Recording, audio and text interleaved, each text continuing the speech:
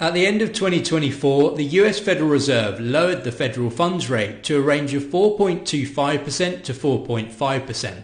The Fed has now reduced rates by 1 percentage point since September 2024, which was welcome news for home buyers and first-time buyers, hoping this would be a continued trend in 2025 and that mortgage costs would reduce. But the confusing thing is that mortgage rates have actually gone up instead of down. Why? In this video, I'll cover the key reasons why mortgage rates are going up right now, and I'll touch on the outlook for the rest of 2025. If you're new to this channel, I'm Matt. I've been a finance consultant for over 10 years. I now run my own company, and on this channel, I talk all things personal finance. So let's start with what influences mortgage rates. The first concept to understand is US Treasury Bond Yields. Mortgage rates are largely influenced by these bonds rather than Federal Reserve rates. Treasury Bond Yields is the interest rate that the US government pays to borrow money for 10 years, and what is happening to Treasury bonds matters because it influences borrowing costs. Treasury yields often reflect what investors in the financial markets anticipate for economic growth, inflation, and monetary policy. As you can see from this graph, the average 30-year fixed mortgage rate and the 10-year Treasury bond yield move closely in sync.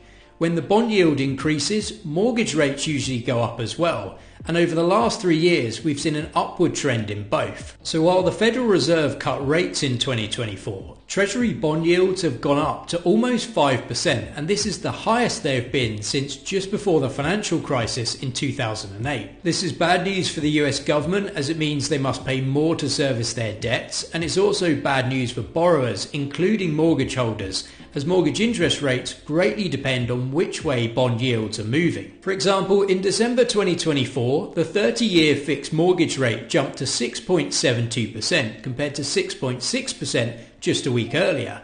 The rise was tied to changes in the bond market driven by higher inflation expectations and growing uncertainty in the economy. There are several factors that have contributed to the recent volatility that we've seen in the bond market. The first is that there have been concerns about inflation and government economic policies. The US annual inflation rate is currently at 2.7%. Although it's moving in the right direction, it's still above the Federal Reserve's target of 2%. And many investors worry that it will be difficult to bring it fully under control. There's also uncertainty about the new Trump administration and what government policies could be introduced, such as policies to boost economic growth and tariffs, which could push the inflation rate further upwards and lead to higher interest rates. At the same time, rising US federal debts and growing budget deficits has made investors increasingly cautious, which has put upward pressure on bond yields. The second point is that bond yields rise to attract investors. Treasury bonds are seen as a safe investment as they're guaranteed by the US government, but investors tend to turn to higher return investment opportunities such as stocks and shares when the financial markets are growing. The return on the S&P 500 stock market index was around 24% in 2023. During that time, the average yield on a 10-year Treasury bond was less than 4%. It doesn't take an expert investor to work out which gave you a better return for your money. As demand declines for 10-year Treasury bonds, the bond yield rates rise to attract investors. And the third point is the uncertainty about the Federal Reserve's next steps. The Federal Reserve Chair, Jerome Powell, recently stated that there will likely be fewer interest rate cuts than expected in 2025, and this statement unsettled the financial markets and contributed to the rise in bond yields. It's helpful to understand what drives bond yields, as new mortgage rates change all the time, but they're roughly in line with the 10-year Treasury bond yield. The second concept to understand that influences mortgage rates is something called the spread.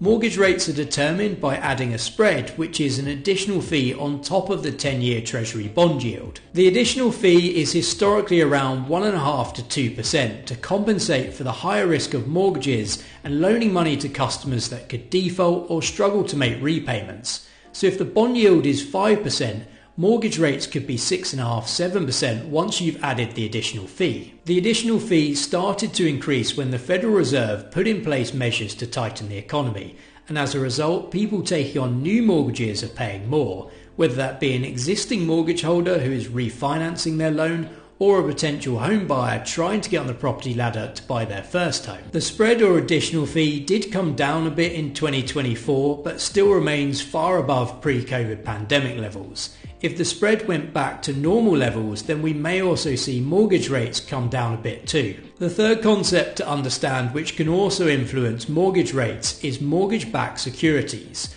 Most lenders don't keep the loans they fund. Instead, they package them into mortgage-backed securities and sell them to investors. When mortgage-backed security prices are low, mortgage rates are high, and vice versa. The US Federal Reserve, particularly through the COVID pandemic, bought mortgage-backed securities as part of its measures to support the economy, keeping mortgage rates for home buyers lower and cheaper to finance. This measure by the Federal Reserve inflated demand for mortgage-backed securities. However, as you can see from this graph, over the last couple of years, the Federal Reserve has been reducing the amount of mortgage-backed securities that they have, and this had a downward trend on their price and therefore an upward trend on mortgage rates. So what is the outlook for mortgage rates in 2025? Well, unfortunately for home buyers, mortgage rates probably won't drop enough to substantially improve affordability.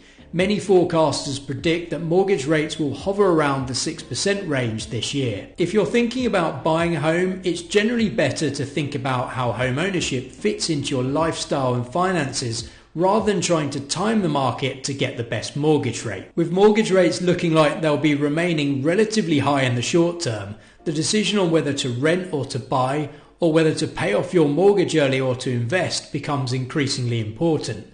I've done videos to deep dive on these topics, so if you want to understand more, I'll leave links to the videos down below. I hope this video has been helpful in clearing up some of the confusion about why mortgage rates aren't falling following the Federal Reserve rate cuts. Feel free to leave any questions in the comments, give the video a like and subscribe to my channel. I'll see you on the next video.